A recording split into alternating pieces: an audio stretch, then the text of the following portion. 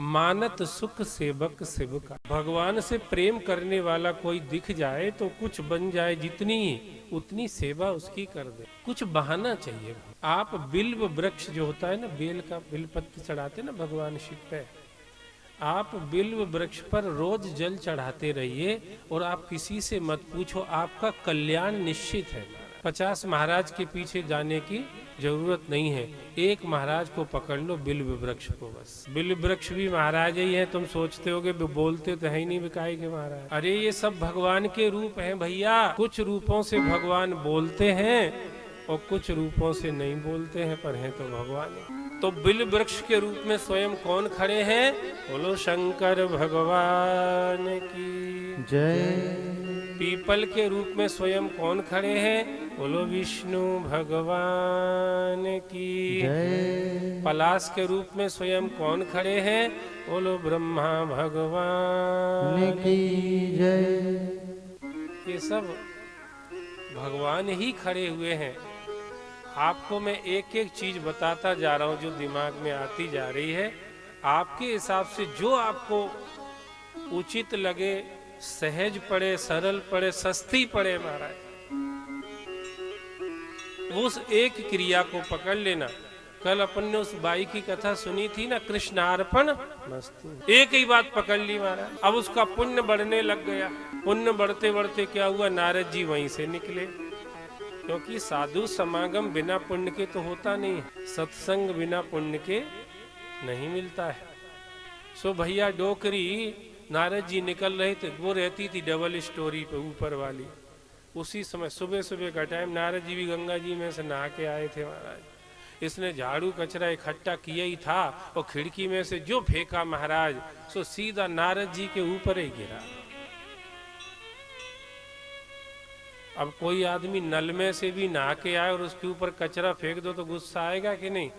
अभी तो गंगा जी में से कितने कोसों दूर नहा के चले आ रहे हैं गंगा जी में से। अब वो कचरा फेंका वहां तक भी ठीक है कि चलो धोखे से गिर गया होगा भैया, पता नहीं नीचे कौन जा रहा है। पर उससे आश्चर्य की बात यह कि फेंकते फेंकते डोकरी कह रही है कृष्णार्पण मस्तु।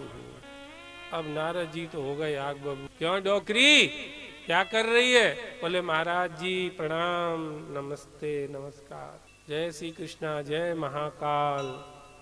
महाराज जी प्रणाम आपको। क्या कर रही थी? कुछ नहीं महाराज जी, सुबह सुबह का टाइम है, थोड़ा झाड़ू पोंछा कर रही थी। बोले झाड़ू पोंछा कर रही, वो तो समझ में आया, पर ये कचरा फेंकिया ना? बोले हाँ, ये रोज ही यहीं खिड़की में से फेंक देती हूँ। उम्र ज्यादा है, चढ़ा उतरा बार बार जाता नहीं है, तो यहीं से फेंक देती हूँ। बोले चलो वहां तक भी ठीक है। बोल क्या रही थी? बोले कृष्णार्पण मस्तु। बोले ये विज्ञान तुम्हें किसने सिखाया है? बोले महाराज जी एक दिन हम कथा में चले गए थे, तो जो महाराज कथा सुना रहे थे उनने ये बात बता दी थी कि जो भी काम करो कृष्णार्पण मस्तु कर दिया करो। बातें तो बहुत सारी बताई थी, पर मेरे स्वभाव के हिसाब से मेरे को यही जम गई महाराज। जब से मैं नित्य प्रति यही काम करती हूं। क्यों डोकरी, तुझे इतना ही पता नहीं है भगवान को कोई कचरा भी अर्पण होता है क्या? बोले महाराज ने ये नहीं बोला था कि ये अर्पण होता कि वो अर्पण नहीं होता। महाराज ने तो यही बोला था कि जो भी करो सो कृष्णार्पण।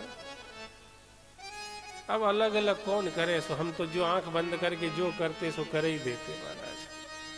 नारद जी गुस्से में, इतनी दूर से बेचारे नहा के आए, नहीं कर दिए धूल दूसरे, सो चढ़े ही चले गए ऊपर सीढ़ियों पे से, और एक लपड़ दिया डोकरी को महाराज नारद जी ने। डोकरी पक्की भगत थी महाराज, जो लपड़ पड़ा उसने कह दिया कृष्णार्पण। भजन भक्ति अपन भी करते हैं, पर अपन पक्के नहीं रहते महाराज, कच्चे रहते हैं।